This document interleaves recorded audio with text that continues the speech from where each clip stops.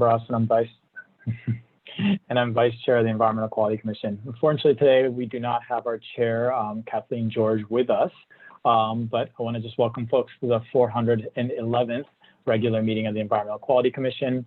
And as Kathleen always says, reshares our mission statement. I appreciate this. DEQ's mission is to be a leader in restoring and maintaining and enhancing the quality of Oregon's air, land, and water. So with that, I would just, maybe I'll do a quick just roll call of commissioners present, and then I'll turn it over to Richard to share some comments about the agenda today.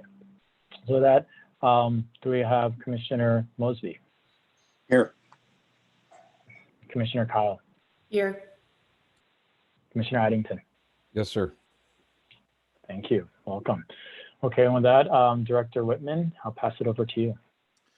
Thank you, Vice Chair Barrasso, commissioners, and folks who are participating this morning. Appreciate your participating. I want to make a few remarks about the agenda for today and plans for a follow-on meeting of the commission. So we had an unfortunate convergence of some family matters for our chair and to some degree our vice chair that are requiring us to have a shortened meeting here today. So we are going to address two of the agenda items that were on the agenda for the regular meeting. They are the more time-sensitive agenda items, and then we're going to go ahead and close this meeting, and we will reconvene the EQC. We're still working on exact details, but most likely on December 3rd and 4th, which is a Thursday, Friday, probably with some shortened hours to make that timing work. So that would be a 2-week delay for the other agenda items that were planned for today. So for those of you participating who are here for items other than the Vehicle Inspection Program rules and the Rules Advisory Committee for the Greenhouse Gas Reduction Program, those agenda items will most likely be heard on December 3rd and 4th. So we appreciate everyone's patience. We're doing the best we can to be responsive and adaptive during this time. Very much appreciate Vice Chair Barrasso's taking the baton here to handle the meeting here today. And with that, I will pass it back to Vice Chair Barrasso. Thank you, Richard. Okay, I think with that, maybe just, it's a brief agenda, so we'll jump right in. I'll call up folks for agenda item A, Vehicle Inspection Program Rules Proposals. So do we have, I think we've got Ali, Mike, and Karen joining us. Good morning, Vice Chair Barrasso, commissioners, Director Whitman. Thank you for the opportunity. And again, I'm here with Mike Skrupka, manager of the VIP, and Karen Williams, our planner. Today, we're asking you to make a finding about the vehicle inspection program, as well as approve rule revisions that will continue the temporary VIP fee increase you approved back in May of this year. Maintaining the fee increase is extremely important, and without it, the EQ will have to reduce staff and curtail operations in VIP. As we have presented to you before, we know that VIP is effective at reducing air pollutants. It provides good cost-effective customer service with higher than 95% approval, and is necessary to keep because ozone has exceeded national standards within the last 3 years in Portland and Medford area. So with that backdrop, I'm just going to turn it over to Karen to walk through the presentation. Thank you. Karen. For the record, my name is Karen Williams, and I'm an air quality planner at DEQ. Last year, DEQ worked on revising rules that were associated with implementation of our vehicle inspection program, and that included updates to reflect current operations as well as a fee increase for a certificate of compliance. The Commission approved those revisions in November of 2019, and for reasons I'll explain later in the presentation, those rule revisions were not enacted. But in May of this year, the commission approved a temporary rule that increased that fee for a vehicle inspection certificate of compliance. And today we are bringing you the proposal for a permanent rulemaking to maintain that fee increase, as well as make other revisions to Division 256. And I will briefly turn it over to Mike Skorupka for additional introduction. Good morning. In our presentation today, we'll again ask for the Commission's determination of cost effectiveness of the vehicle inspection program. You made this finding in November 19 based on the cost effectiveness study we proposed at the time. We will not be going over that study again in as much detail today, but we'll be happy to answer any questions you may have about the study. And thank you. If we could have the next slide, please. The vehicle inspection program is an inspection and maintenance program, and its purpose is to ensure that the vehicle pollution control systems are functioning properly. Passing vehicles receive a certificate of compliance that is required for those vehicles to renew their registrations every 2 years in both the Portland and Medford metropolitan areas. VIP performs about 1.3 million tests per biennium on light and heavy duty gasoline vehicles and on passenger diesel vehicles. Generally, with vehicles newer than 1997, VIP can test the pollution control functionality via onboard diagnostic computers. You know how to stop that? And VIP retains basic tailpipe tests for older vehicles. Newer vehicles within their first 4 model years have a grace period, and testing is not required for them. Past the point of postponement.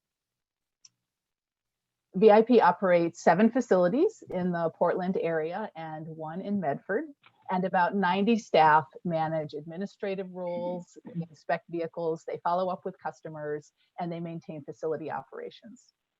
The VIP certificates that are issued include those that are issued through mobile on-site testing, where the inspectors go out to auto dealerships, and a program that is called DEQ2, in which more than 150 businesses in the VIP testing areas have devices that can obtain data from the car's onboard computers and transmit that data to DEQ. Next slide, please. DEQ has found that VIP provides significant pollution reduction, up to 10 to 20% reduction of both air toxics as well as criteria pollutants from on-road sources. So it's very important then that we maintain this program and continue to meet air quality standards such as ozone. The picture, the graph that you are looking at shows ozone measurements from Portland and Medford between the early 1990s through 2019.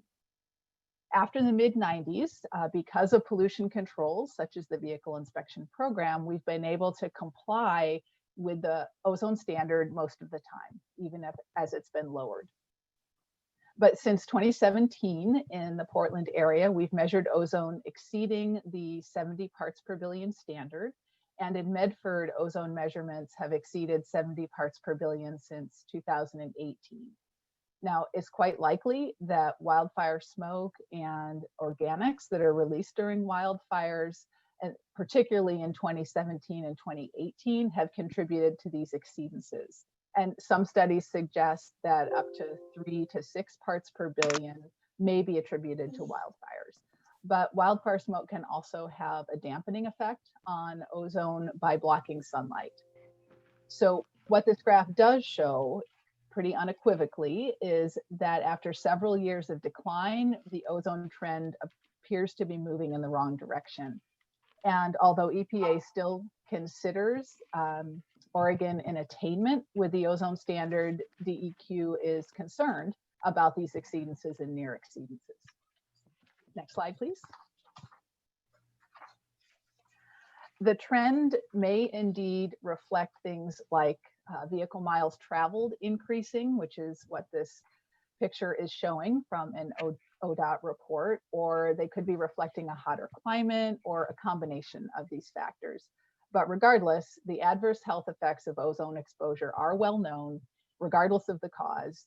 And DEQ recommends that we continue to reduce the ozone precursor emissions from the sources that we can control. And one of those largest sources is indeed vehicle emissions. Next slide, please. So for this rulemaking, to maintain the VIP fee increase and make other revisions to Division 256, we held a fiscal advisory committee in September of this year and a public comment period that extended through October 27th of 2020.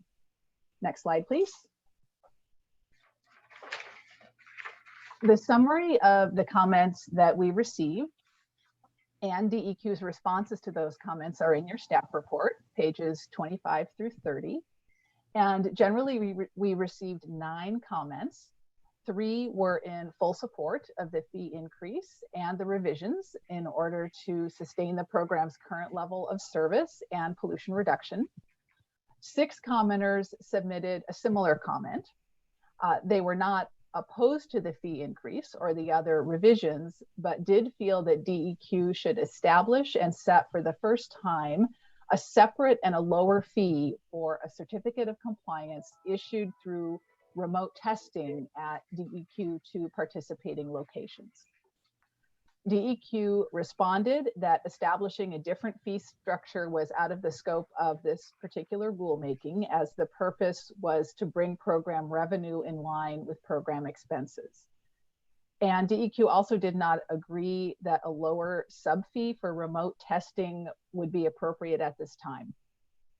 In the last biennium, for example, the cost to support the DEQ2 program actually exceeded the revenue that that program generated for vehicle inspection. However, DEQ is open to further conversations with DEQ stakeholders, including DEQ2 participating businesses, about how DEQ can support that program, continue to provide the customer convenience of DEQ2, and also maintain an appropriate fee structure. Next slide, please.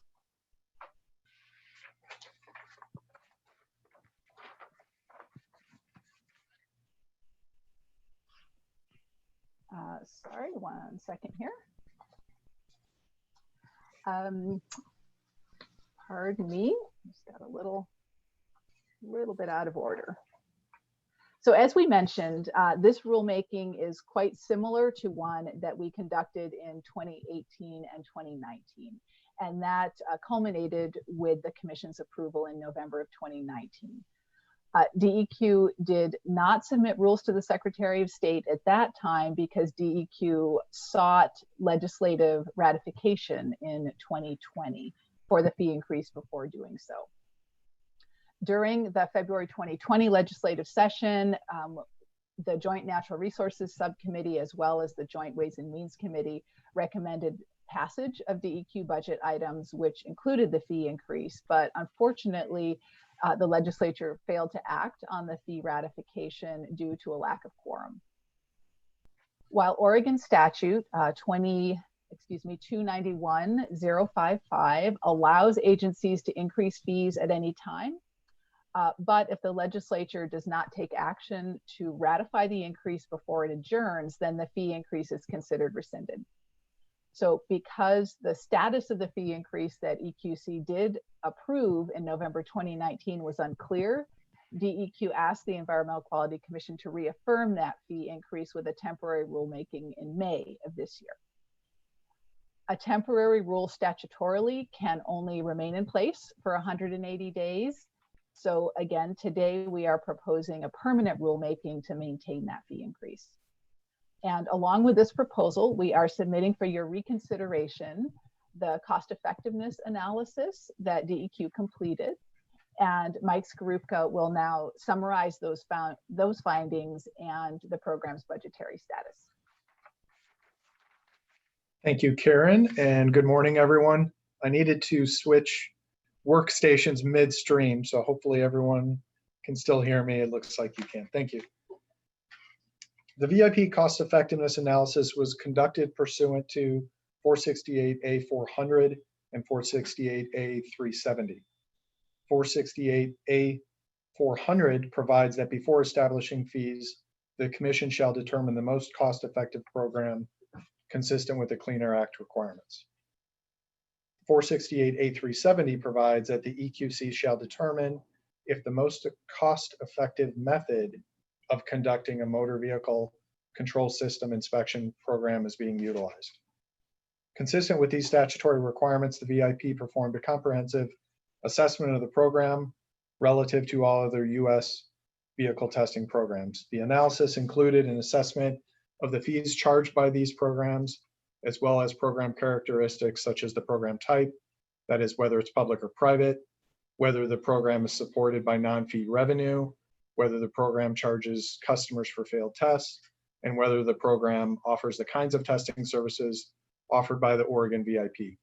We believe that this analysis firmly establishes both the program's cost effectiveness and that the update to program fees is appropriate. Next slide, please. When the EQC approved the rule revisions and the fee increase in November of 2019, you also found that the VIP was a cost-effective program. DEQ has reviewed the cost effectiveness report and finds that the information remains timely. Overall, from the cost effectiveness study, DEQ drew 3 primary conclusions directly related to cost effectiveness. First, Oregon's election to utilize a centralized or publicly run program directly benefits VIP's customers. Public programs charge customers on average significantly less than a privately run program. Also, the use of the centralized model avoids the monitoring and compliance issues that exist when private sector garages provide both testing and repair services. Second, Oregon's fees, which are approximately 1/3 of those charged by the privatized programs, are among the lowest in the nation. Our fees are even lower when considering that retests are free. Also, cost to consumers is lower because the program receives no general funding support. Unlike many other programs, this program is entirely fee funded. And third, VIP provides several services that other programs do not. For example, Oregon is the only program using a remote testing approach referred to as DQ2. VIP is also one of the few programs gaining efficiencies through customer service, lane options, and one of the few providing on-site testing services to business clients with large vehicle fleets.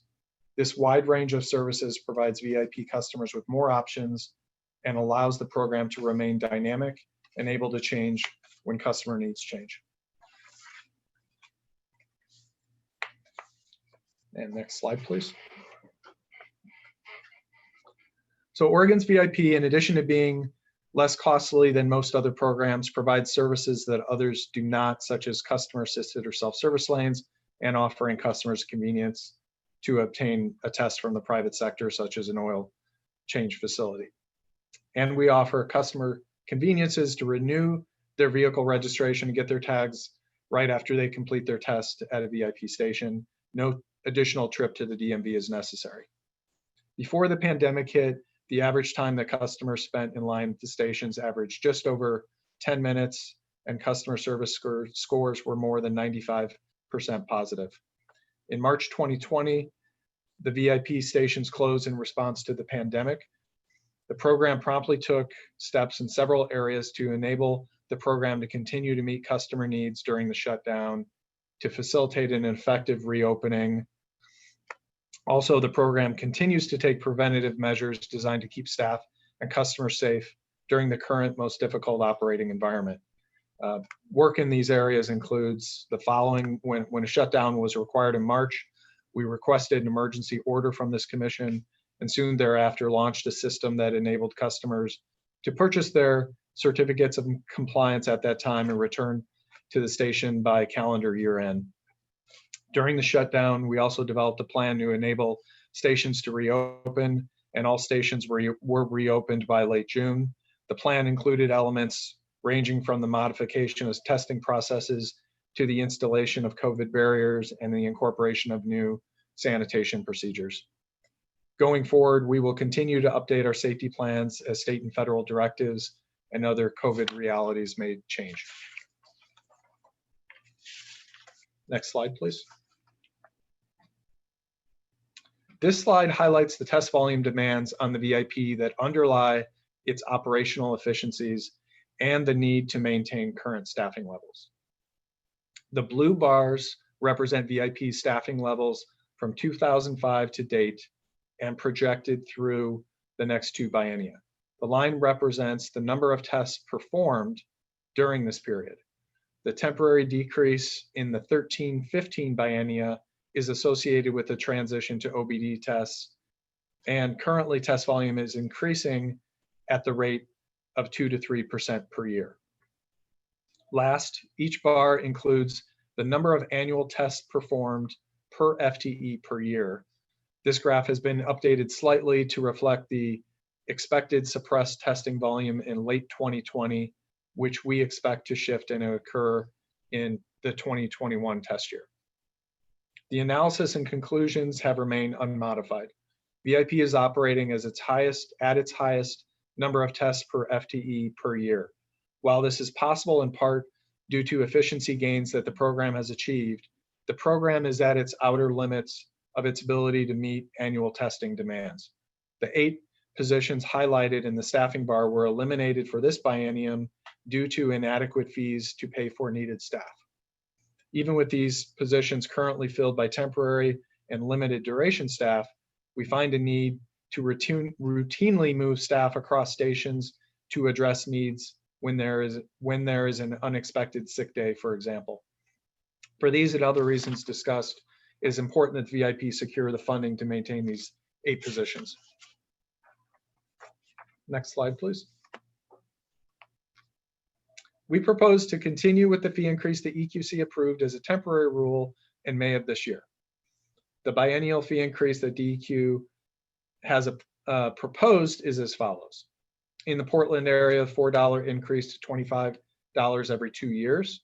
In the Medford area, a $5 increase and then increase to $20 effective July 1, 2021. Medford station fees would be capped at this amount in the near term so as to maintain an appropriate differential between the Portland and Medford area station fees.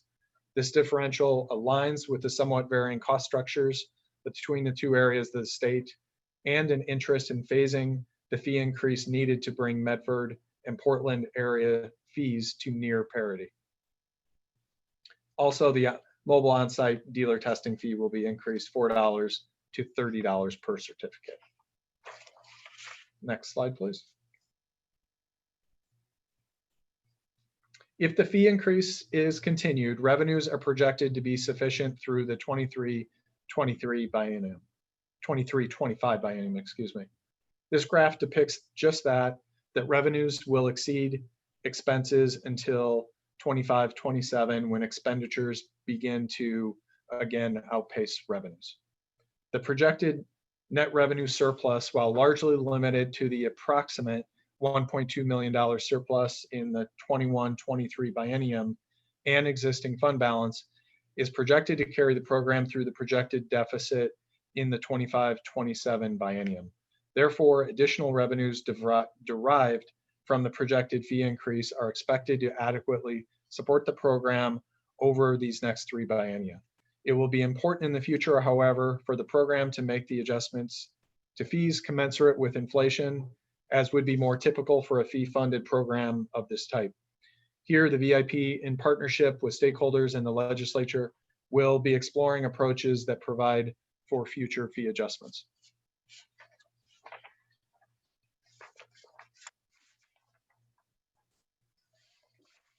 And next slide, please. And with that, we are prepared to answer any questions. Okay, thank you for the presentation. Commissioners, do folks have any comments? Yeah, Sam. Yeah, I've got a couple questions. First, and I think Karen's the one that addressed the emissions, have taken a little upturn the last 3 or 4 years. Obviously, she looked at wildfire as one of the contributors, but in my opinion, I would think diesel is, with the backlog we've had with no bridge across the Columbia or no new bridge, And really the traffic on I-5 northbound any time of the day now is pretty pathetic, quite frankly. And, you know, when I go back to 1990 looking out my window, and really it was pretty nice except till about 3:30 or 4 o'clock going north. And it got down when I retired in 2014, it was probably 2:30, you'd see the thing. Now it's literally anytime after about 1 o'clock. There's a lot of traffic. So what are we going to do to address that issue? How do we regulate the diesel vehicles, especially the commercial ones? And then secondly, after you address that, I've got one other question. I did have a letter, and I followed up after researching your very well thought out 130-page analysis here. You did a great job. I was able to go back to the owner of a small automotive shop and answer his questions and all. He came up with a suggestion that I really liked. But first, can we talk a little bit about that increase we've had in emissions since looked like about 2015, 2016, other than wildfire, which I know contributed? So I would invite perhaps Ali Mirzak-Galili, if you want to try to address that in terms of emissions increases and changes. Be happy to. Commissioner Mosby, good morning. Thank you for the question. And what we actually intended to have a discussion around diesel with you, and I'm hoping again we'll be back to talk about that. There's you're absolutely right about the challenges that sector represent to us, and what strategies we can take. We do have a few things underway, and a few challenges in that sector that we'll be talking to you about. Again, that is not to take away the important role that a vehicle inspection program presents, and that as you can, there are different sectors, and our strategy around the light duty vehicle and minimizing those emissions is through the vehicle inspection program, and this remains a really important part of our strategy to addressing air pollution, and it's not to diminish what you're observing on a diesel front, and that's quite right, and we do need to talk about that, and hopefully we'll be back in front of you with that discussion. I hope if we can, good. Well, off for that presentation, that would be great. Great. Well, let me tell you a little bit about the conversation I had. This was a local 30-year veteran with a smaller automotive shop here in Lake Oswego. He sent me a letter. I did the research, and then we had a phone discussion of lasted about 40 minutes. And this guy, I got to give him credit. He's one of the 150 plus members, and he belongs to the Me Too or the DEQ2. There's some kind of an association. He's one of the members there. But it's unique in his thought. He does domestic and then Japanese import autos only. He doesn't do European stuff. He said that he's been able to reduce his advertising budget because what he does, he's one of a handful. He said there are some other shops that are doing it where they don't charge their customers the 20, right now the 20, and it'll be the $25 for the DEQ emission test, because he's getting business out of it. He said what he's able to do is he's reduced his advertising budget by using the DEQ2 just as word of mouth among his customers, and it's increased his business. He was concerned about the increase mainly because he absorbs it all himself. And so I went over, and you guys did a really great job. 25% of the people that get a notice that they've got to come in, take their car in to get it worked on somewhere at some service agency. And I think if I remember, the figures were roughly 1 in 7 have to take more than one test. They fail so those people are going to a service provider such as him, and he's getting business out of this deal. What he said though, and he's willing to absorb it because he's cut it back from advertising. But he said he was really surprised when I told him only 4.5% of the tests are done by DEQ2. I told him that our goal, at least from what I read, was in 3 or 4 years, we'd be about 10% would be DEQ2. He thinks there is he doesn't think that DEQ has done enough advertising of the DEQ2 program. And since he's cut his advertising budget, he said, hey, I'll go along with the fee increase, but I would love to see a little more PR from DEQ2 or DEQ on the DEQ2 program. You know, maybe public service announcements, or maybe we can put Harry out on the road and get some communication with the media there. But I thought it was a good suggestion. So he basically is saying, hey, I can go along with it, but I think DEQ needs to step up their advertising communication on that process. So I'll leave it at there. I like the program. I'm a supporter of what we're recommending, hopefully. But we need to get Harry and his crew, Richard, to promote it just a little bit more. Commissioner Mosby, thank you for that. And I think we value our partnership with the DEQ2 community, and as you know, we've done quite a bit. And as you know, we don't our budget doesn't include a huge advertisement budget either. So we need to be responsible in that area, but we have to. We do have a DEQ2 service providers on our website.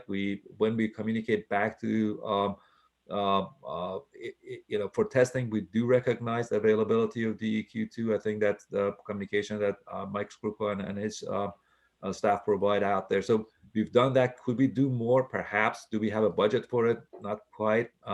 Putting Harry on the road may not be a bad idea, but you know, I think Director Whitman is laughing. Just sort of we've got to do more, and I'd like to you know, work with that community to sort of find opportunities to where we can, you know, for us not to take the entire burden, but to also, you know, see how we can advance that partnership to get the message out. So there is a we can do better, and we'll work on that. So thank you for that.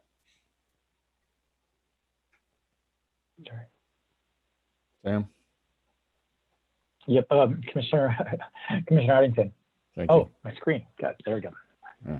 Now I see you. All right. Yeah, I just wanted to follow up on Wade's comments. I had similar communications. I assume that you all did, and I'm hoping that staff saw that stuff too.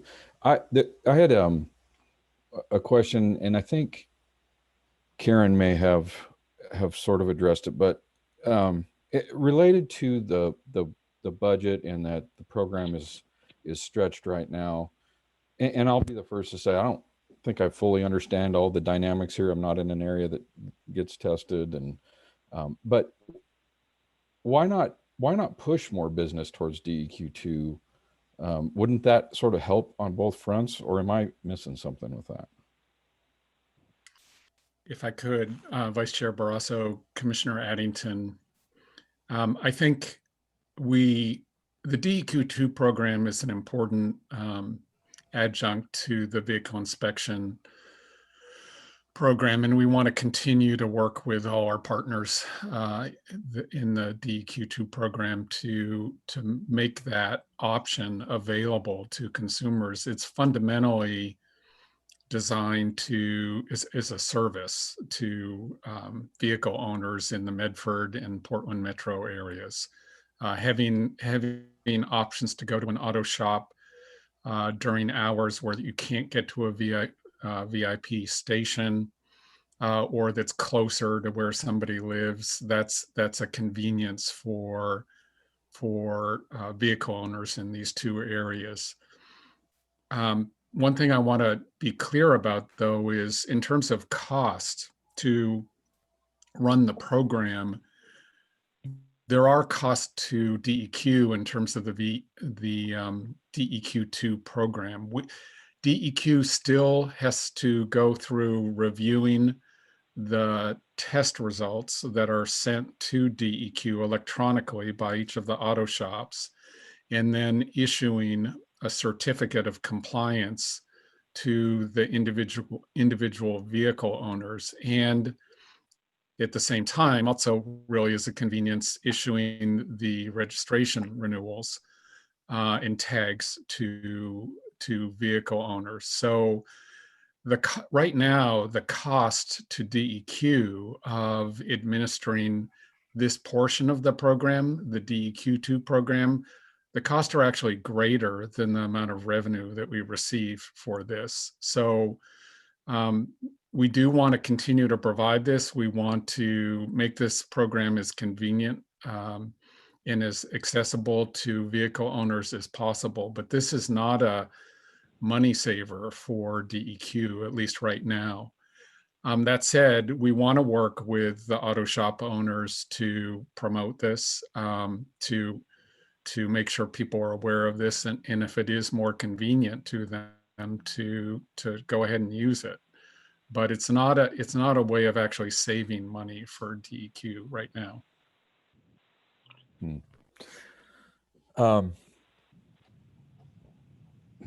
Well, I'll still make this request, I suppose. I think you might have just addressed part of it, but maybe at the appropriate time, and I know everybody's busy with a lot of things, that DEQ2 Business Alliance made 2 specific recommendations that Wade referred to. I just wonder if at some point, and maybe just me or back to the full commission, but I just would appreciate, Ollie, if you and your folks could just at some point report back on the practicality and the viability of those 2 suggestions from that Business Alliance. Commissioner, I think we can certainly do that. We'll schedule either something with yourself, or I'll work with Director Whitman and Chair George to circle back. Great. Thank you, Commissioner Harrington. And I'll just add, I mean, I appreciate having come from a state where, you know, we've got private testers there. It's a very different dynamic, and I've appreciated having my first interaction with the agency being a vehicle inspection program. I've appreciated the program for quite a while, and I think I was one of the early folks that also tried the DEQ2 program, and it was quite convenient. And so I similarly just agreeing with Commissioner Addington and Commissioner Mosby, I'd love to get a little bit more of a sense for there's an element of a chicken or egg thing that seems to be hitting out of when there's that tipping point to when you get, right now we get that DEQ2 is 4.5%, and that doesn't substantively change DEQ's operating costs for the program. But where that tipping point is and how that plays out with obviously vehicle electrification and all those other dynamics would be really good to understand, to see how that plays into the future of the program. So I see Commissioner Kyle's hand, so I'll call on you, Commissioner Kyle. Yeah, no, thank you.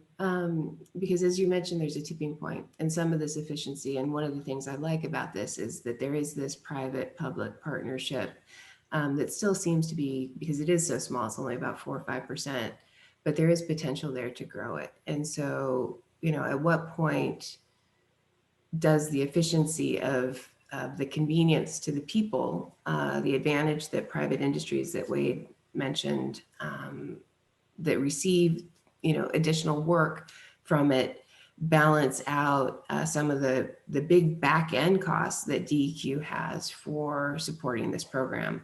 So Director Whitman mentioned some of those, and it is a balancing act, right? It's the convenience to the user, it's the hybrid partnership, but it is also, there's, like some really legitimate heavy lifting that the department does to keep up that program with issuing the tags and the certifications and everything else.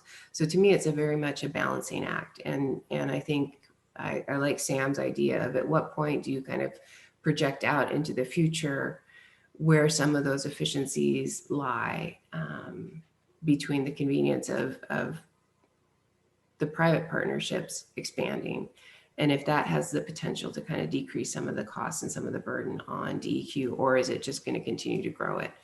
So it's a little bit more of the business plan perhaps into the future and how that intersects with some of these decisions, because I always do like those partnerships, and advertising or trying to get some press towards those does seem like kind of low-hanging fruit to try to nurture and grow awareness in the public anyway of the convenience that now exists where you can go into these businesses And Harry does have connections into the media world that can kind of help support that, hopefully at kind of a low cost to the agency as well. So there is kind of moving parts with this. And it would be nice to kind of get a picture of how those moving parts are overlapping. Commissioner Mosley. Yeah, just one comment I forgot. This automotive dealer, he was very complimentary because I asked him, I said, you know, if you had any problems, because he still has to send those test results over the computer. And he said he's never had a problem. And, you know, I know other agencies have a lot of computer problems in interfacing with other people, but he absolutely said that to his knowledge, and he's a hands-on kind of guy, he's never had a problem. He was very complimentary of whoever he deals with. I assume it's some staff people with, you know, in sending the test results, and he gets everything back. So someone should, Mike, you should give a compliment to your group, because he was very laudatory over the relationship he has with the VIP program.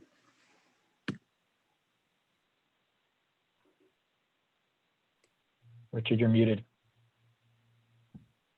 Yeah, thanks, Vice Chair Barrasso. So we will bring an informational report back to the commission on really looking at the long-term vision for the program and what is the relationship with the DEQ2 program.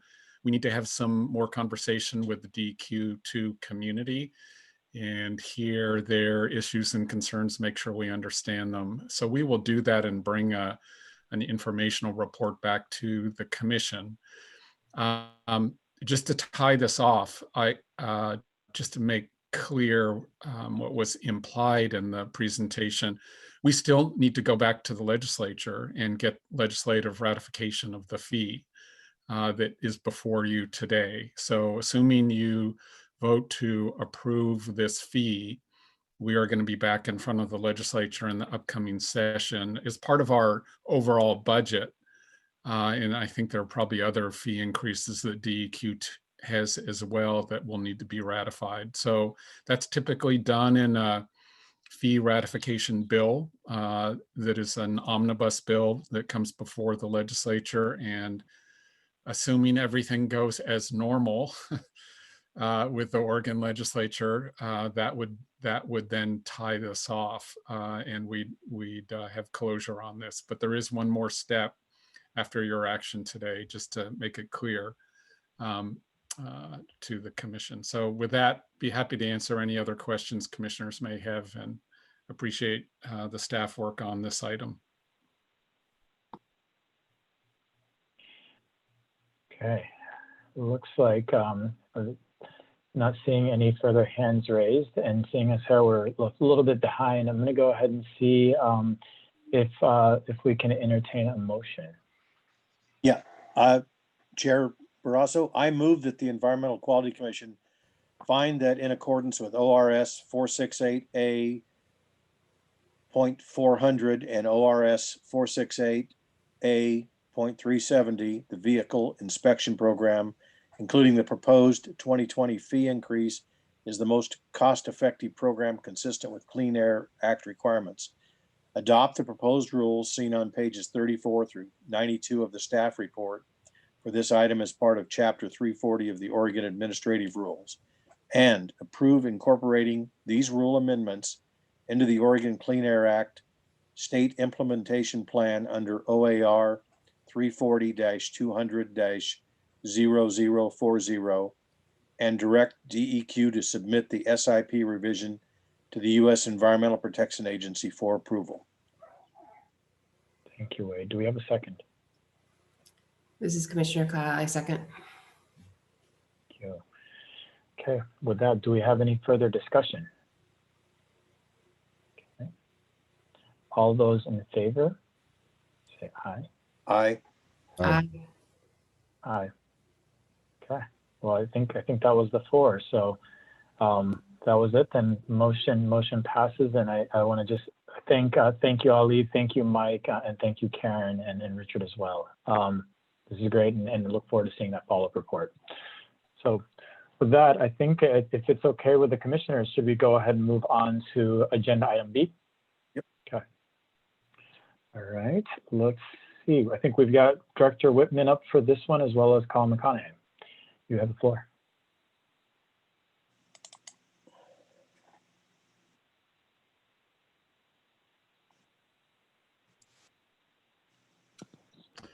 Thank you, Vice Chair Barrasso. Commissioners, for the record, Richard Whitman, Director, Oregon DEQ. We do have a slide presentation for this agenda item. The agenda item is commission approval of the Rules Advisory Committee for the Greenhouse Gas Reduction Program rulemaking that will be coming to the commission in late 2021, early 2022. And okay, we've got the first slide. I have with me today Colin McConaughey, who is the manager for this program. And could I get the next slide, please? Okay. So this is a new program for the state of Oregon to reduce greenhouse gas emissions in Oregon. And the purpose is to establish overall greenhouse gas limits on three primary sectors: large stationary sources, uses of transportation fuels, that's both gasoline and diesel, and then limits also on other fossil fuels, including natural gas. This is a program that is being proposed based on existing legislative authority that has been given to the Environmental Quality Commission by the Oregon legislature. And so there are limits, there are legal limits in terms of what we can and cannot do. Next slide, please.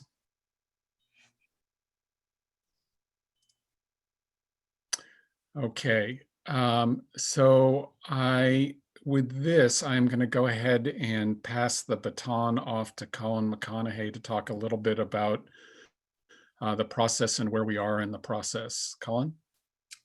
Thank you, Director Whitman. Vice Chair Barrasso, members of the commission, for the record, my name is Colin McConaughey. As Richard just mentioned, I manage our Office of Greenhouse Gas Programs. And one of these programs that we are setting up is the one in question today. And we began work on this, on developing this program earlier this year, early spring. And when we began this process, we really wanted to determine what that process should be, what it should look like. And we engaged for a couple months with the public and with stakeholders about how the subsequent process should work. And that really was just in this spring, and that's that first phase you see there. And as a result of that engagement, we identified a need to not embark immediately on rulemaking, but rather to have a pre-rulemaking phase to engage stakeholders and the public outside of that formal rulemaking process. And we are, as the slides indicates, just wrapping up that process, which we refer to as a scoping phase. And that really lasted throughout the summer and into the fall. And I'll mention on the next slide what that's entailed. But of course, this meeting is focused on the final precursor to the formal rulemaking phase, the appointment of the Rules Advisory Committee. Next slide, please. Yeah, so as I mentioned, I just want to briefly note the engagement we've done thus far. Again, over the summer and fall, we've had about 10 large public meetings, the first of which was a kickoff meeting at the beginning of the summer to identify and explain the subsequent engagement opportunities. And we had over 160 attendees. And of course, all these meetings, probably goes without saying at this point, but I'll just say when I say meeting, I mean a Zoom meeting, virtual meeting. And what we identified there at that kickoff meeting was that we were going to have a half dozen separate half-day technical workshops on various aspects of this policy, aspects such as the scope of the program, what greenhouse gas emissions will be covered by it, what sources or entities will be responsible or regulated by the program. And I should be clear, we discussed these. There, of course, there could be no decision making at those. That requires an act of this commission to establish that. But when we discussed several policy aspects and got a lot of input on different ideas, different ways to design the program, different goals and priorities that stakeholders expressed, and I'll mention that a little bit more on the next slide. We had over 100 attendees at each one of these workshops. And again, these were technical policy discussions, a half day long. I was really amazed at the level of engagement and turnout and the quality and constructive input that we got at each one of these workshops. It was really, frankly, fantastic. And then I also mentioned we had, after we finished those workshops up in September, then in October, we held 3 broader, more public facing meetings to receive comment and input from a broader public audience. And we did get different attendees at those. That was in different engagement, different input. And again, had over 100 people attend each one of those. And in the course of this, in addition to all of that verbal input that we recorded, we received over or almost actually 650 written comments. So just an incredible amount of input from the public and from various stakeholders. Next slide, please. And over the course of reviewing that input over the past month and a half or more, my team sifting through all of that input, both of the recorded input at the meetings and the written input received in our email inbox. One thing really jumped out at us is, as far as the comments regarding what this program should be doing, the priorities that Oregonians have for this new climate program really shook out into 3 categories. Almost every comment that was about what this program should be prioritizing or what the goal of the program should be really fell into one of 3 categories shown here. And in no particular order, don't mistake that more comments were on equity over greenhouse gas emissions, over costs. I don't even think we tallied them that way, but just we noted that almost every comment in regards to the goals of the program fell into one of these 3 categories. And those are equity, the need to prioritize the outcomes of this program to improve equity across communities in Oregon by providing benefits and alleviating burdens, particularly to environmental justice and impacted communities. The second, and again, in no particular order, and perhaps maybe the most obvious priority at the outset of this program, given the original intent of being a greenhouse gas reduction program, is to reduce greenhouse gas emissions in a significant way and to reduce emissions across a broad set of emission sources in Oregon.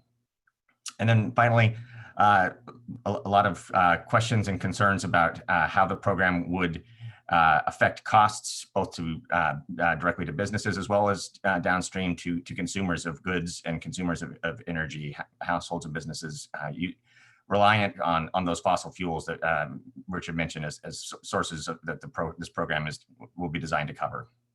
So I think that's one of if not the key takeaway from a lot of the input we received over the past few months, is that this program should have more than one goal.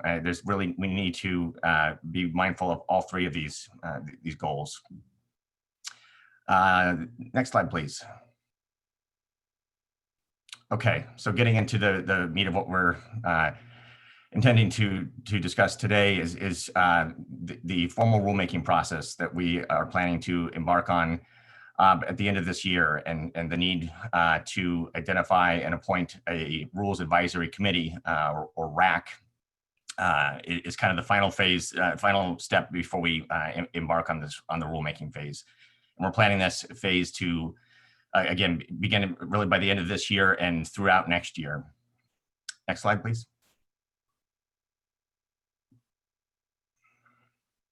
Okay, so as I think the commission is aware, we held an application process to determine interested parties to serve on this Rules Advisory Committee. That's not a particularly common practice for us. It's not without precedent, but we decided to embark on that approach just because of the significant breadth and complexity of this program, that many different sectors that it's designed to cover, the many different interests that have really developed over the last several years as broad climate policy has become a key focus of discussion in Oregon. So we decided an application process will be the best way to identify interests, and then propose to the commission a roster that abides by several key principles that we identified at the outset of this, that it be large enough to represent all those different interests, but also small enough to be manageable, and so that those interests and folks on the committee have time and space to participate and discuss in our Rules Advisory Committee meetings. We wanted to also account for different capacity and different resources that stakeholders have.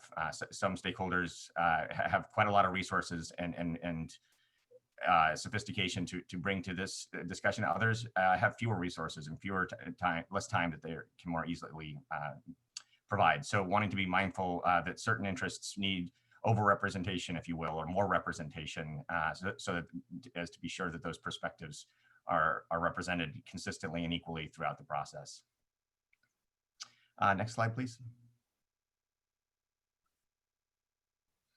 Okay, just getting in real briefly to the role of the Rules Advisory Committee, or RAC. As with every RAC, the task at hand really is to advise staff as we begin developing draft rules to propose to the commission.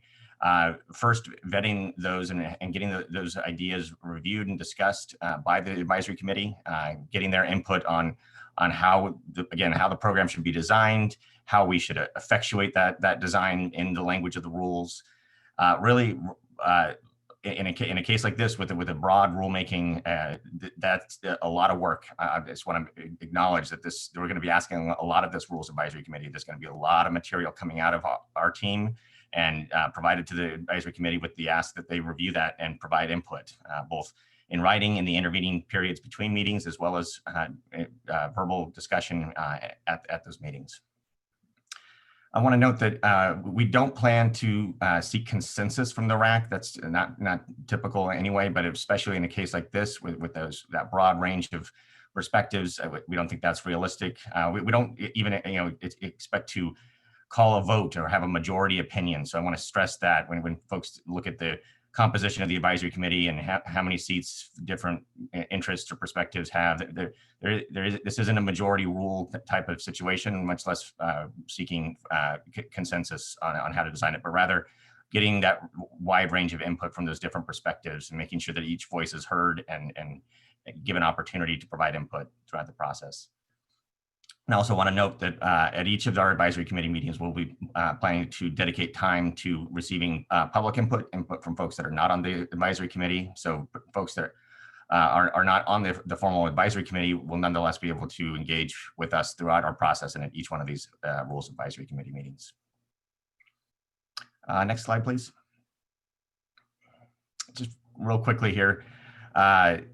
Want to note the different perspectives that we identified and that the commission identified when we made suggestions on different perspectives to be sure to represent. Some of these perspectives are entities that are likely to be directly regulated by the program. These are transportation, as Richard mentioned earlier, transportation fuels, suppliers of natural gas, suppliers of other fossil fuels such as propane, potentially large stationary sources that are large consumers of those fossil fuels and thus large emitters on site at their facilities. And then there's a variety of interests listed here, perspectives that have a stake in how this program is designed. These include local governments, public health officials, tribal communities, frontline and impacted communities, environmental interests, as well as natural working lands. And then we have proposed a couple seats for general business organizations that aren't necessarily directly regulated entities themselves. Next slide, please. Okay, apologies for the packed detail here on this slide, but we wanted to show all in one place both the schedule that we anticipate for this rulemaking, which is the top 2/3 of this slide, as well as then on that bottom third, acknowledging a couple other rulemakings related to greenhouse gas programs that are expected to come to the commission as well next year, or at least begin work next year. But before getting into those, just the schedule that we anticipate that we've laid out for ourselves and for this Rules Advisory Committee is that those Rules Advisory Committee meetings would occur through the first half of next year, and we anticipate them to be monthly beginning in January. Also want to acknowledge that there's undoubtedly going to be many other meetings, subgroups, or technical discussions on particular details or facets of the program that may include members of the advisory committee as well as other stakeholders with technical expertise specific to the topic at hand. And so that's really playing out through about July of next year as we've mapped it out, having those meetings, including a final meeting likely to focus on the fiscal impacts of the program. And I want to note that throughout this process, upon request, DEQ is planning to engage in government-to-government consultation with tribes, again, at their request. And we've already begun that actually, and made offers to each of the tribes already. In the latter half of the process next year, we'll of course have a formal comment period that we think will last a couple months, and during which we'll have public hearings as well. Not sure if those will be in person at that point or not, but nonetheless, having public hearings with the intent then that all of this leading up to a proposal to the commission and at the end of the year for your consideration and potential vote. So that's the schedule next year for this rulemaking. And as I mentioned, then I just want to acknowledge that coming to the commission next year are a couple other greenhouse gas related rules. One of them actually coming up shortly next year, we think by March, will be a rulemaking related to our clean fuels program. This is a pretty narrow rulemaking, really focused on improving how the program incentivizes or encourages one particular low carbon fuel, electricity. And that's, again, we hope to get that proposal to you early next year so that that can become operational as soon as possible.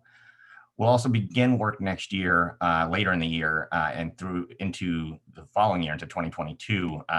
We plan to do a major rulemaking for the Clean Fuels Program to expand it and extend it. Currently, it's concludes at a 10% reduction in 2025, and we're exploring options to go further than 10% and go past 2025. And then there's another rulemaking expected next year to, we're referring to it as our advanced clean trucks and low NOx or standard, and that is going to be a rulemaking focused on requirements that auto manufacturers selling medium and heavy duty trucks sell increasingly higher amounts of clean, medium, and heavy duty vehicles in Oregon. And then just briefly, and again, apologies for the density here on this slide, but there at the bottom, just acknowledging a couple other related rulemakings. There's a landfill methane rulemaking expected next year. We're considering ways to expand our employee commute options to reduce VMT and reduce reliance on fossil fuel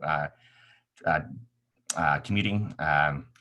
And then potentially other rules being considered related to DEQ's work with other agencies, including Department of Land Conservation and Development, our Department of Transportation, and our Department of Energy, all related to our the statewide transportation strategy. And I think Richard in particular has presented to the commission a number of times about that work with the 4 agencies. And I think that is the last slide we have before our recommendation. I guess I'll pause there and maybe hand it back over to you, Richard. Yeah, that's great. Thank you, Colin, Vice Chair Barrasso, commissioners. So as you've just seen in this presentation, there's a lot of work ahead of us collectively over the course of the next year. This Rules Advisory Committee will be a very important part of that. And I want to emphasize a couple of things. One is, as I just said, the amount of work that is going to be involved in developing this policy.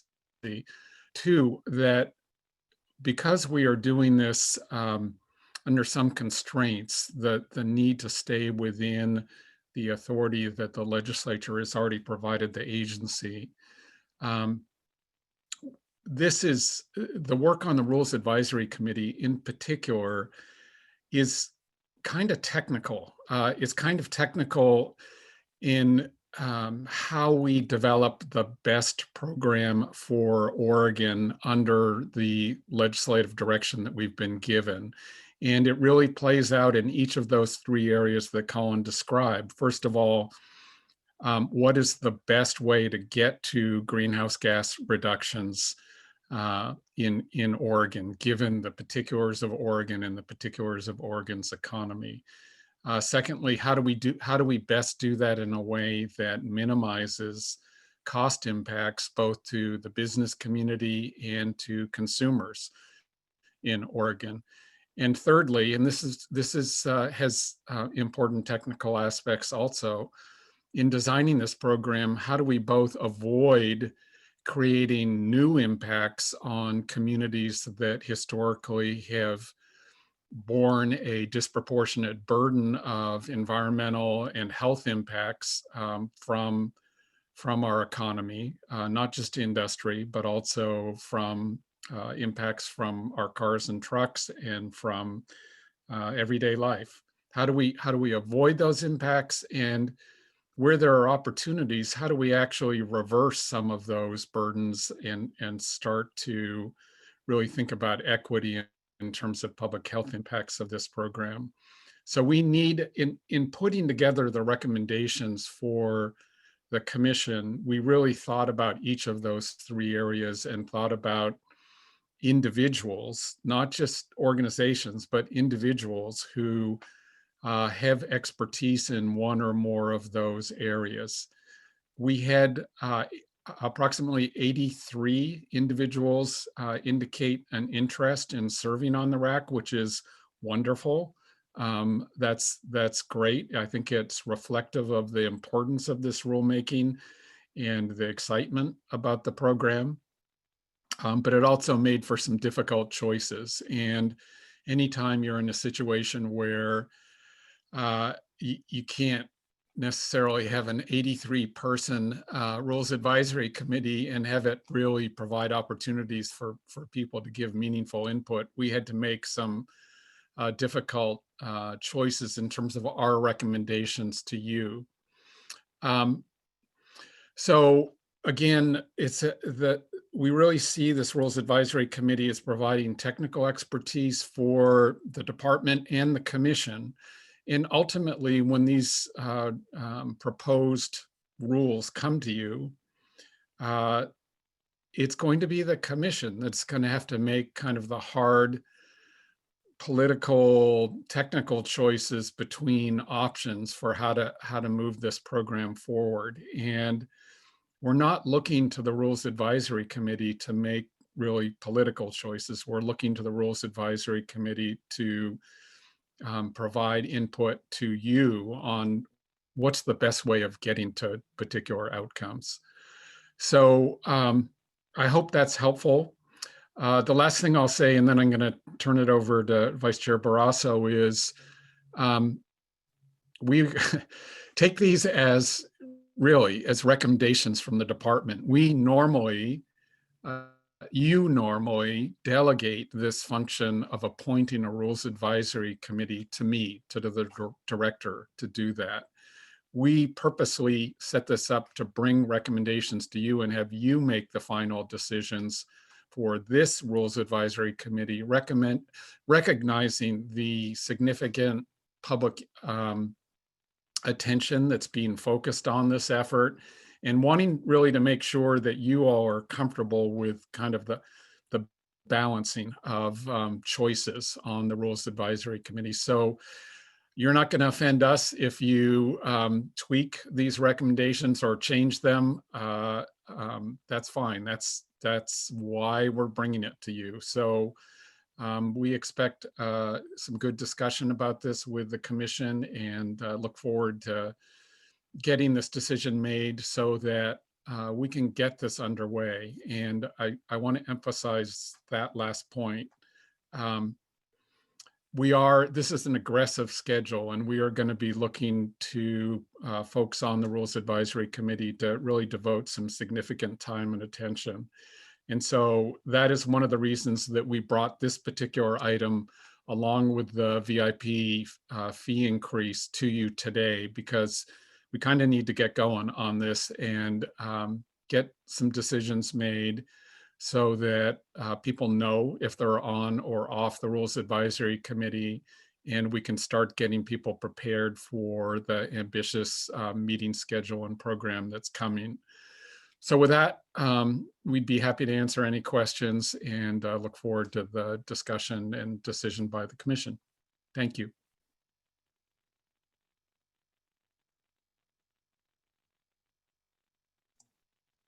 Vice Chair Barrasso, I think you're on mute. Sorry, thank you, Richard. This will clearly be a robust discussion, and I know that. And I've seen Commissioner Kyle's hand up for a little bit. So please, Commissioner Kyle, go for it. Yeah, could you go back to the previous slide, please? Because I appreciate the complexity and the schedule here, and I'm very supportive of how this is moving forward. And I appreciate how you've taken our recommendations into the RAC already. I'm just still trying to wrap my head around how these policies and programs are kind of going to layer up so that we're prepared for how these things will roll out. So the RAC that you're talking about that we'll look at next is the RAC for the cap and reduce program. These other greenhouse gas rules that you have down there, the clean fuels program, the expanding clean fuels program, and advancing clean trucks. These are programs that you have authority for, but will they have RACs of themselves, or are they part of this RAC that you're convening now? Thank you, Vice Chair Barrasso, Commissioner Kyle. That's a great question. And they will have separate rulemaking advisory committees. And in terms of the interplay between the programs, this is a great opportunity for me to emphasize a really important thing for you to be keeping in mind as you consider all these different programs. So the cap and reduce program will set a limit on emissions, greenhouse gas emissions from transportation fuels. One of the ways that we reduce greenhouse gas emissions from transportation fuels will be through the Clean Fuels Program. Another way that we reduce those emissions will be through standards for trucks and passenger vehicles.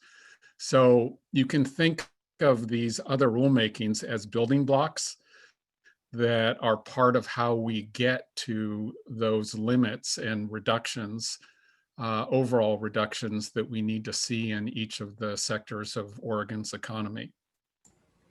So as a follow-up, and this is just a request for the future as this rolls out, there's a lot of coordination then between these programs, and how I like how you're describing them as like the building blocks that will go under and create the strong foundation.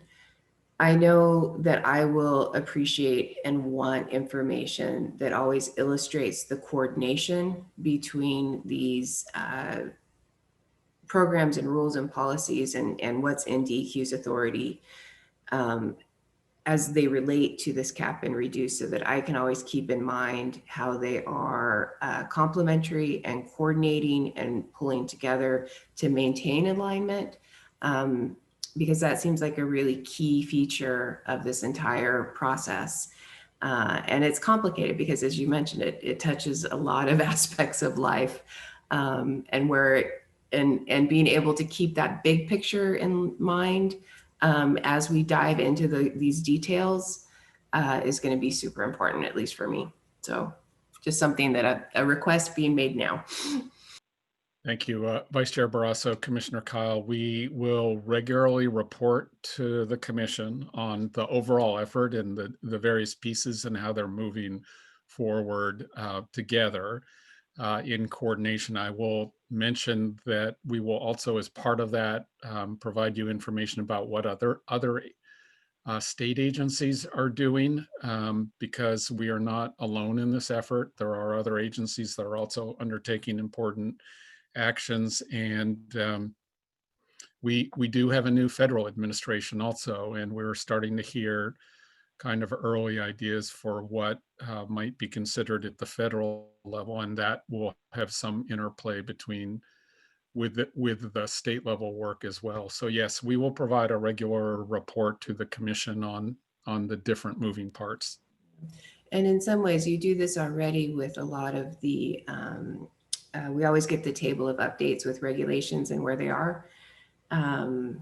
In some of our briefings, like I almost see the same thing being helpful for me. Like this is the overarching, goal, but underneath this, here's all the things that are working on, the fuels program or the things, the same way you kind of do it with the air, water, soil, the legislative briefings that we get. It's just something like that, a one-pager kind of cheat sheet to keep in mind as we look at all these little pieces. So thank you. Thank you for the suggestion, Commissioner Kyle. I believe that not only us, but I imagine the public would benefit from that too. Well, Colin and Richard, I thank for this. My comment will be that I appreciate the principles and sort of recognizing you want to have a lot of representation on the committee, but also managing it to keeping it small. Framing my comments there, I don't think that this is small. I worry about staff's ability to effectively manage this body and get the feedback that we need to make a workable program that meets our stated goals. And so with that, my comment will certainly be that in looking at the list, I appreciate the hard work it took to come up with this list and balance the perspectives. And just reckoning with some of the feedback I've heard in the past few days, one of the suggestions I'd like the commission to consider is that, we've got great environmental representation on this body here today, but one perspective that I certainly saw on the list of applications and came into the comments was just one of the applicants was Ali Rosenbluth from Rogue Climate, which is in Southern Oregon, is from a community that was directly impacted with the wildfire smoke, both having their offices burned down, but also being a member of the community there. And as I think about just the environmental perspectives we do have there, we have a great set of perspectives, but that is certainly missing. And recognizing that Rogue Climate is deeply connected to a landowning base and just a wide swath of community on there. I think that is an important perspective. And so what I would hope the commission would consider is replacing, because I recognize the number of seats is challenging, but replacing. And this is not easy, and I apologize for who I'll say is, but replacing Nora Apter from Oregon Environmental Council. Oregon Environmental Council does great work as well as does Nora, but as I look through the perspectives and as I thought through what perspectives were unique, and not to discount the perspective, but I think that's something I'd love for the commission to consider as we think about what voices are there regionally, where those voices are coming from, and how that aligns with managing sort of the size of this committee. So that's something I just wanted to put out there for the commission's consideration, and I'd certainly love to hear. I know folks have other thoughts, so I'd love to open the floor to others too. Commissioner Addington, it looks like you've got something. I saw you on mute. Thank you, Sam.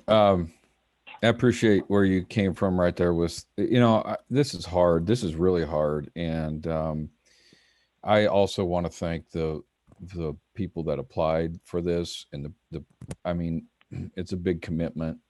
In a lot of ways, you're going to, just by the nature of this, you're going to end up representing a lot of different voices that you may not have thought you were representing.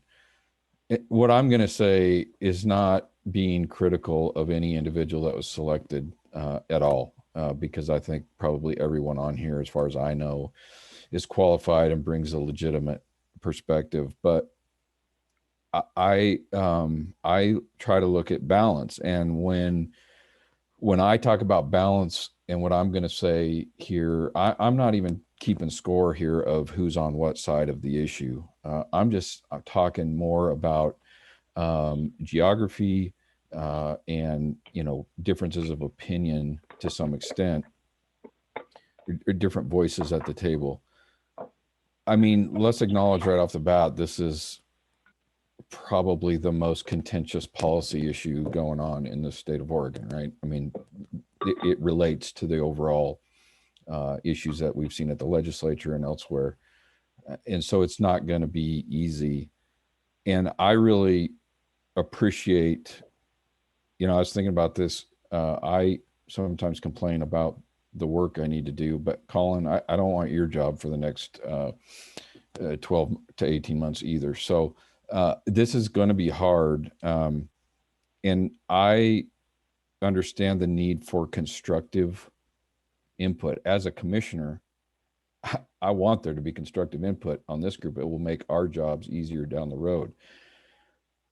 That said, I think there are voices that have been on the, a different side of this issue that I think I'd rather have them inside the room than outside throwing bombs, but you're never going to get it all right in that regard. So a couple of things that I noted, and if I'm wrong about this, Richard or somebody tell me, but we're sort of being asked to look at this and perhaps make changes. With Sam, I went through the comments I've received in the last day or so, but I never saw the full list of applicants. And I think that might have been helpful or might be helpful as we think about this to sort of know who was interested in being involved. Here's the things I wrote down when I looked at it. I don't know how you deal with the size of this group. And to Sam's point, I just don't know. I'm concerned that working lands are not represented here. They will be impacted, and that's forest lands, that's ag lands. I'll throw in oceans and commercial fishing as well. I just think those stakeholder groups or potentially affected entities don't have a very good voice on this group. Small business in general, I'm sort of struggling with where does that fit in? I mean, that's something that the RAC has to look at, and the impacts on small business. Trucking and commerce. I mean, we're talking about transportation related fuels. I understand we have the fuel suppliers to some extent, but what about the entities in commerce and trucking that are going to be affected? Labor and manufacturing. This is going to affect all of that. I don't know that I can really pinpoint labor and manufacturing on this list. And then generally, I will say, and this is the drum that you've all heard me beat before, which is rural Oregon and just sort of a better geographic representation. It's not that we don't have somebody representing a rural county, and they'll do a great job. I'm not sure they want to represent every rural county. So anyway, it seems a little, it lacks some geographic diversity in my opinion. And then,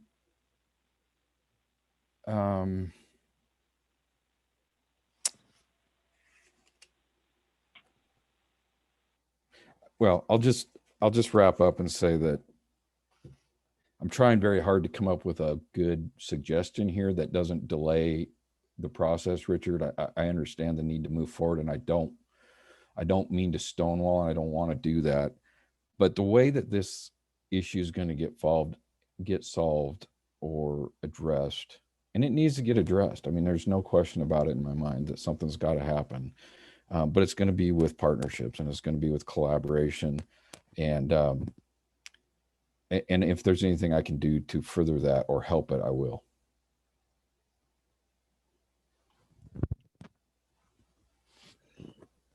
Thanks, Vice Chair Barrasso. Commissioner Addington, appreciate the remarks, and those are all good questions. I have the full list of 83 that applied, and Stephanie, I think I should be able to do a share screen. But I think you have to stop. Okay, let me just work here for a sec. Welcome to my life, Richard. Yeah, I'm glad I'm not a teacher right now or on faculty somewhere. That would be very hard. So, Commissioners, this is the full list of applicants. And I know you can't see the whole thing at once. So what I'm going to do is just kind of slowly go down this. This is, the individuals are listed in alphabetical order and by their last name, along with the entity that they're affiliated with. So let me just slowly scroll through this.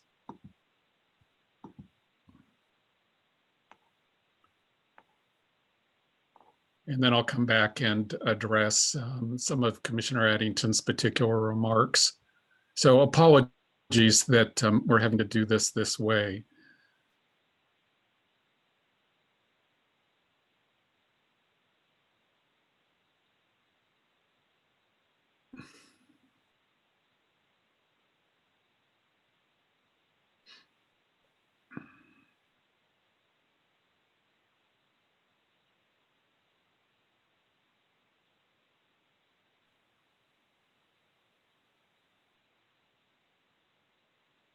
So let me just confirm with folks, you're seeing this as I scroll down the page? Okay. We are.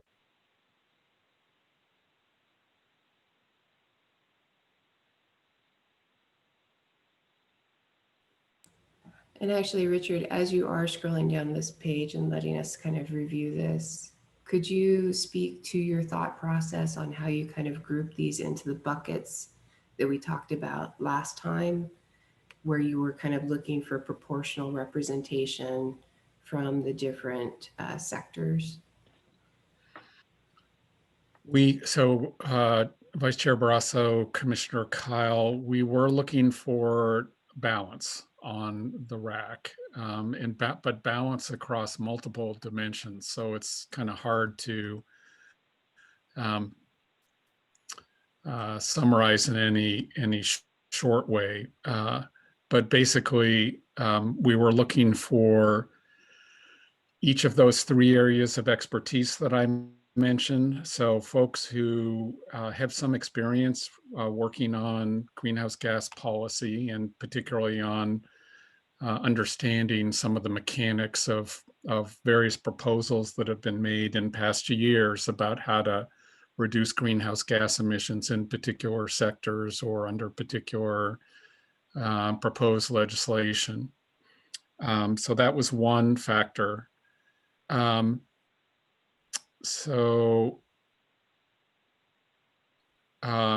factor was looking at representatives in sectors, by sectors of the economy. So again, transportation fuels, large stationary sources, natural gas and propane. So let me talk about each of those three sectors. Maybe I'll start there.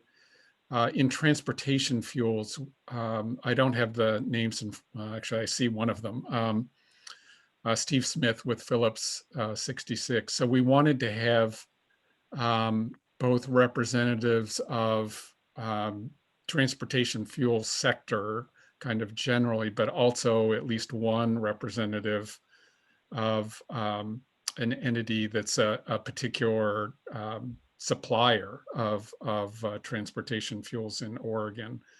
So we did that in the transportation sector. We also, in natural gas, we have three major natural gas utilities in Oregon, and then we also have suppliers of propane. So we have Northwest Natural. We also have a representative who's representing both Avista and Cascade. So we have natural gas very well represented in the recommendation. That was intentional because we think that's where a lot of the policy choices are going to be.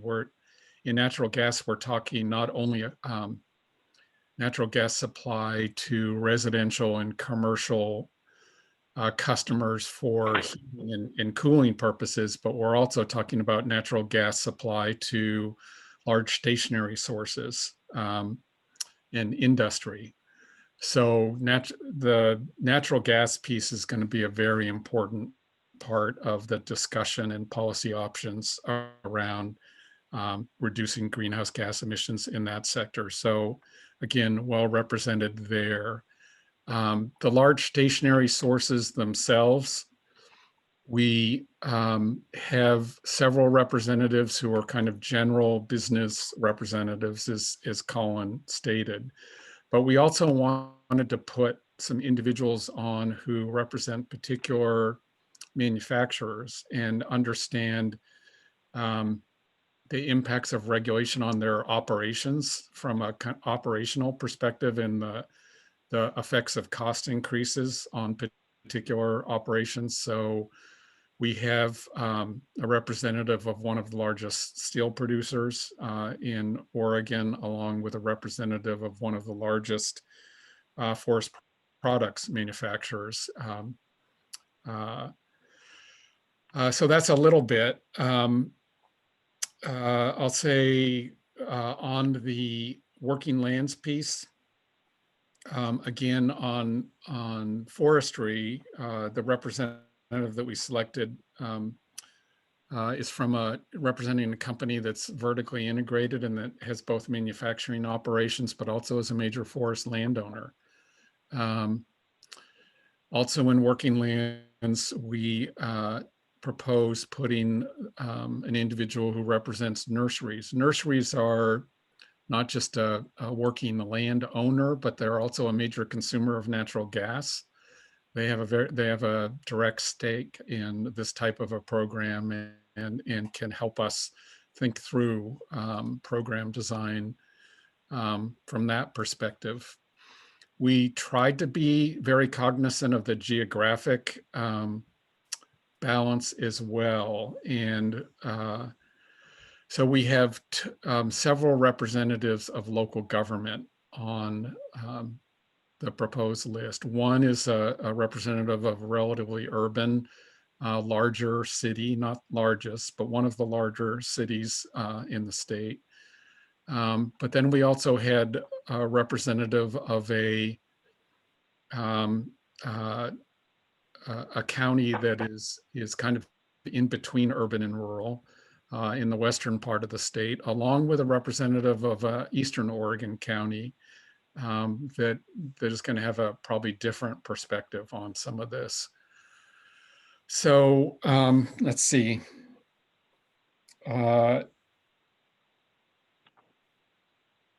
So we did try to provide that balance that Commissioner Addington spoke to in terms of working lands. The small business point that Commissioner Addington made is a good one. And one thing that might not be immediately evident from this list, another perspective that we are recommending beyond the Rules Advisory Committee is a representative of the Citizens Utility Board. CUB represents consumers before the Oregon Public Utilities Commission on both electricity and natural gas issues. And so having that consumer perspective, consumers will be affected, including small businesses, was something that we were looking for. And then also kind of on the consumer end of things, we did put a representative of a particular trucking firm on the commission as well, somebody who's been involved in some of this policy work. So there's no perfect set of people for this. We also were drawing from a particular list of folks who applied.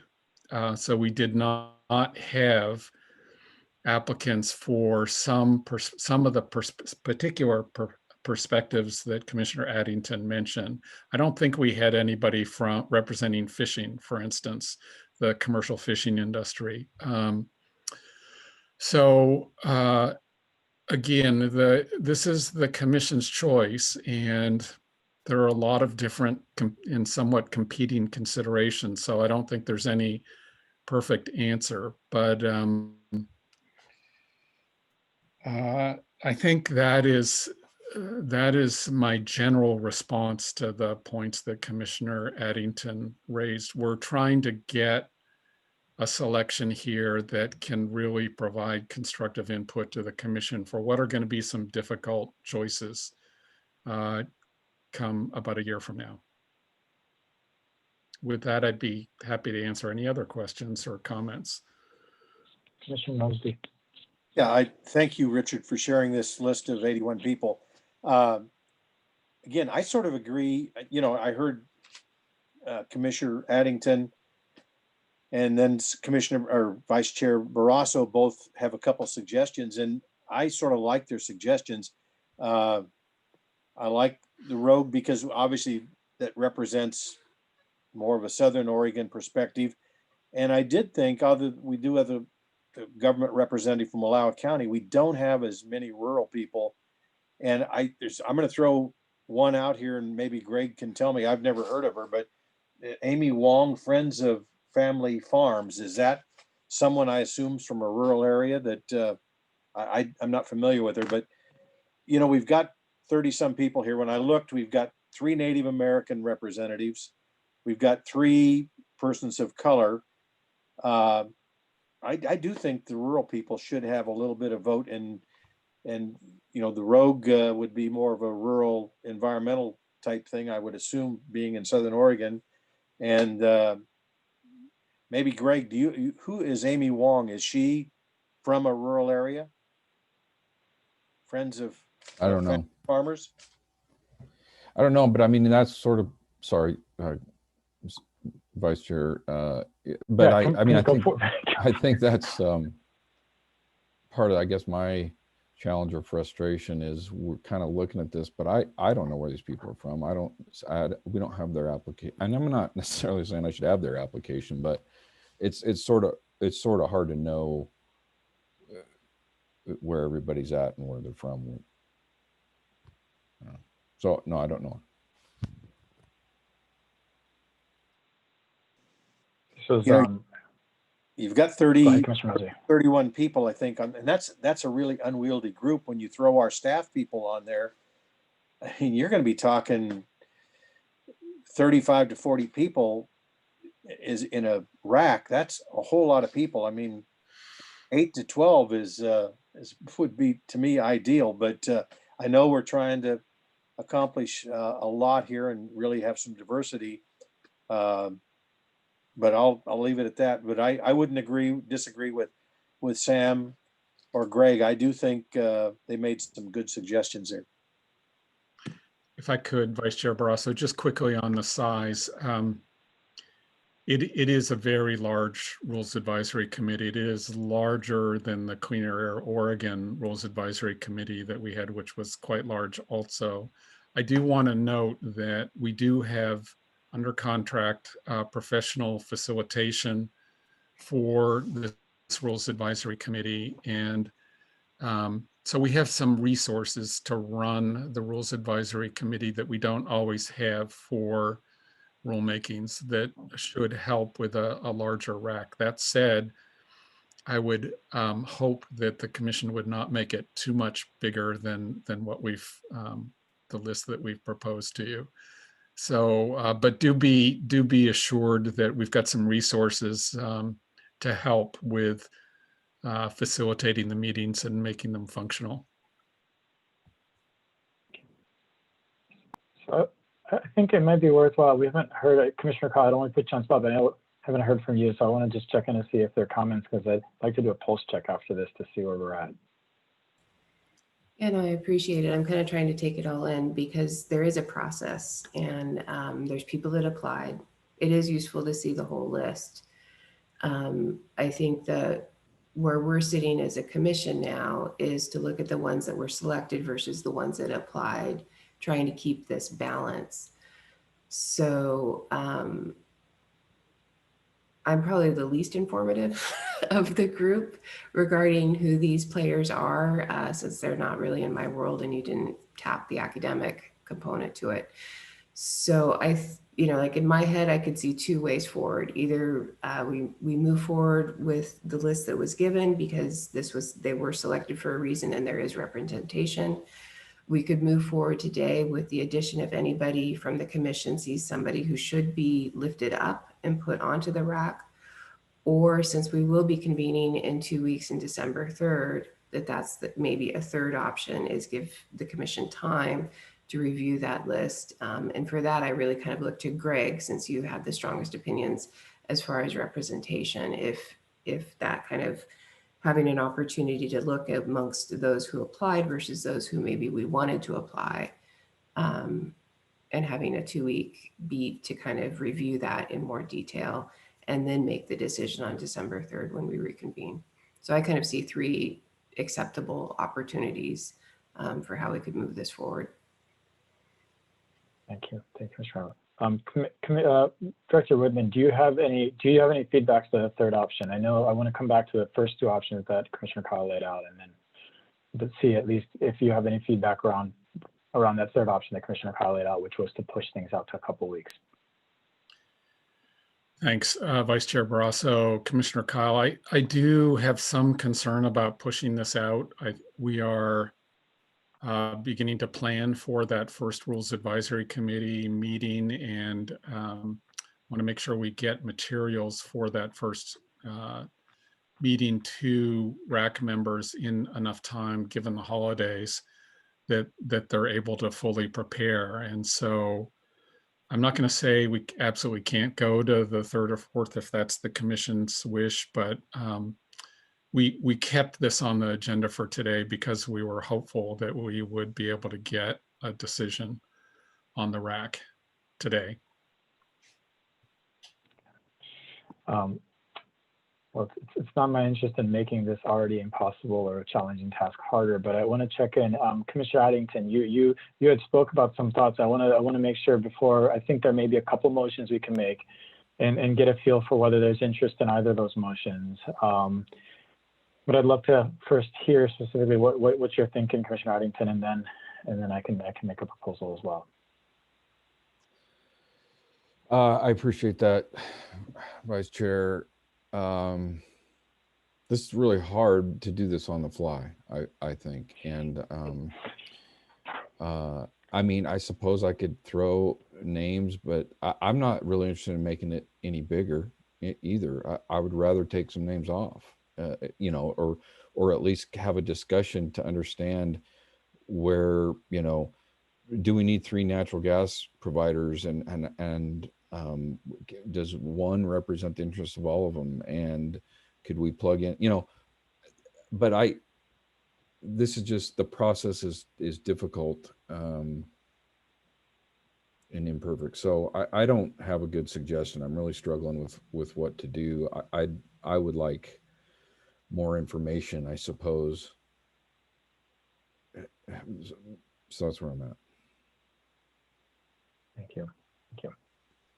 Commissioner Mosby, let's see. Oh, no, sorry. I thought I was going to see something from you there. Well, I'll just go ahead and say, I guess I would agree with Richard. I'd like to come to some conclusion today. That doesn't mean that someone, if there's really an overriding need, we couldn't add someone 2 or 3 blocks, but I do think he needs to get the core group here and get them going. We've got, you know, after Thanksgiving, they've got to start hitting the ground running.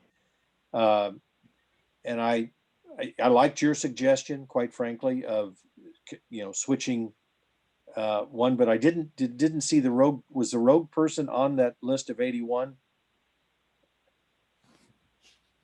Well, then I would have no problem if we wanted to substitute 1 for 1, and then I would say we just have Greg work with Richard and come up with maybe 1 additional. I don't like to add people, but maybe 1 person that he think represents either rural Oregon or rural ag or the fisheries, and they could be added, you know, at our December 3rd meeting. But I think we owe it to staff and to Richard to get this ball moving. Too many things. I've looked at other agencies, and you know, they stall things and then they come back to bite them. And I really think if we're going to make that schedule next year, we need to let our staff and crew get working and get really going here. So that would be my suggestion, that we add the person from Rogue that you liked. We drop the person from OEC, and we give Greg a couple weeks to think and I would assume to discuss with Richard and staff who he feels would be a good representative, either rural or fisheries, and let him sort of have the latitude to potentially add one person from that segment. So if I'm hearing that, then what I think is the motion would be to amend the staff proposal to add Ali Rosenbluth from Rogue Climate, remove Nora Apter from Oregon Environmental Council, and then have staff work with Richard and Commissioner Addington to come back to the commission in our December 3rd and 4th meeting with a potential proposal for a seat that represents a rural perspective that isn't quite here. Is that that would be the motion? That sounds good. You just made the motion for me, so I'll move that forward. So all we need is a second. Okay. Does that work, Richard? Oh, you're muted. You would think I would have learned that by now. So Vice Chair Barrasso, Commissioner Mosby, I appreciate the suggestion. I think that's constructive. That allows us to move forward, but also gives us some space to allow Commissioner Addington to look more carefully and think about whether we got a balance that he is comfortable with, which I want to get to. Okay. So as long as Gary's not telling us we've done something wrong, I think that was the motion that Greg moved, and we're looking for a second. I would second that. Okay. Well then, with that, any further discussion? Hey, Sam. Yep, absolutely. Richard, I just want to hear you again on this. Does this work for you? I mean, is this an appropriate? I'm not trying to hold out for something here. I really would appreciate a little more discussion about it, I suppose, but this seems a little unconventional, so I want to make sure you're okay with it. Yeah, Vice Chair Barrasso, Commissioner Addington, I am okay with proceeding this way. My understanding is, you and I will have some more discussion about the list of applicants and can identify if there is a perspective that you think strongly needs to be added to the RAC. Then we can come back at the next meeting and add somebody. I think that's fine. I think as we talk through the list in more detail with you, I think you'll see some of the reasoning behind it, but that's not to say if we missed an important perspective that you want to hear from at the end of the day, not just as part of the general public, but as part of the advisory committee, that's fine. That's why we had this decision come to you rather than having me make it. So that's totally appropriate. I'm going to just jump in with a little bit of discussion here too. Greg, I think this is probably one of the most important rules that we're facing. And it is important to have voices at the table. It's a big rack. Adding one more, yes, it's one more person, but I am willing to give you that one person if you think it is going to create a more better balanced on this rack. So I would be perfectly acceptable taking your recommendation for one more person from the list that applied, because we do need to stay to process. So amongst that list, so I am very comfortable in opening up this because it would be decided in 2 weeks' time. And then the decision is made. So that's my feelings on it. Thanks, Commissioner Kyle. Appreciate that, really. I think that I agree, Richard, that I think some more discussions will probably help me. I mean, I'm sitting here at a point right now where I feel that there's a lack of balance. And I don't just mean politically or, but, I don't know if one voice helps that or if 10 voices help that but having said that, I guess I look forward to having that discussion. And so how I vote now, or if I vote now, Just know I'm pretty okay moving forward like this, but I just don't know. Without that discussion, it might affect how I think about this. Thank you, Okay. Commissioner Addington. I appreciate that. Commissioner Mosby. Why don't I make we've got a little help here, so why don't I make a more formal motion here, if that's okay? I think that's, So I think that's important. Yeah. I move that the Oregon Environmental Quality Commission appoint the individuals proposed on pages 4 and 5 of the staff report with an amendment to add Ali Rosenbooth and remove Nora Apter as the Rules Advisory Committee for the rulemaking to establish this greenhouse gas reduction program. And Director Whitman and other DEQ staff will work with Commissioner Greg Addington to review the applicants to potentially add one member as part of the December 3-4 2020 EQC special meeting. And I apologize, Commissioners. This is Stephanie Caldera, your Commission Assistant. There is a typographical error. The last name is Ali Rosenbluth with an L. That will be corrected in the minutes for this item. Great.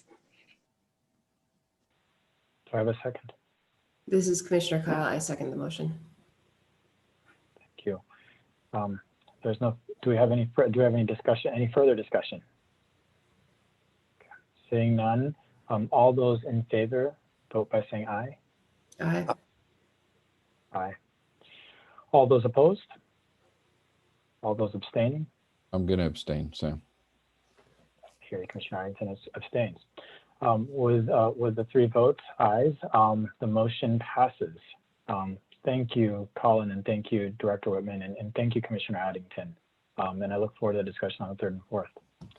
So with that, I'll hand it back to you, Richard, to see what closing thoughts we may need. Thank you, Vice Chair Barrasso. That is all that is scheduled for today, these 2 agenda items. We will have the rest of the agenda that has been posted, that was posted for today and tomorrow. The Commission will be taking that up on December 3rd and 4th. So for folks who are trying to follow along, you can view the Commission website and see the agenda that was originally posted for today. That is that without the 2 agenda items that were just covered are what will be on the agenda for the 3rd and 4th. And with that, I want to thank the commissioners for your patience and flexibility dealing with the schedule changes. Same for the public.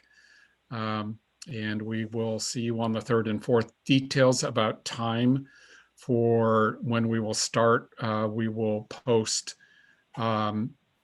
certainly either today or tomorrow so that you all know what the time certain is for starting on the 3rd.